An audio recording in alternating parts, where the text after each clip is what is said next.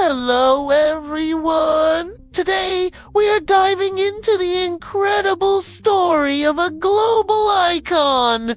Can you guess what it is? It is the rubber duck.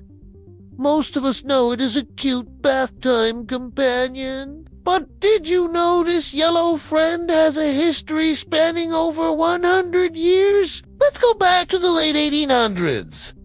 The story begins not in a bath, but in a dusty workshop with the invention of vulcanized rubber. Early rubber ducks were very different. They were made of solid hard rubber. They were heavy, and most importantly, they did not float.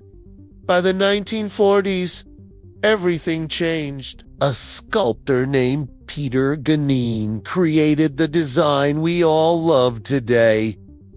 A hollow, floating yellow duck. This new material made the duck soft and squeezed. It became an instant hit with children because it stayed upright in the water. In the 1970s, the rubber duck became a superstar. This was thanks to a famous puppet and a very catchy song about bath time.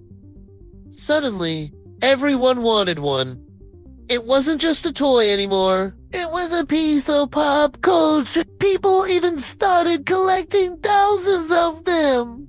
But the rubber duck also helped science. In 1992, a cargo ship lost 28,000 ducks in the Pacific Ocean during a massive storm.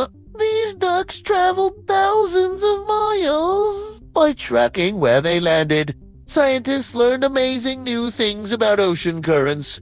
Today, rubber ducks come in every style imaginable. You can find ducks dressed as queens, graduates, and even your favorite soup. Whether it's for science, art, or just a fun bath, the rubber duck brings joy to everyone. Thanks for joining our history lesson today.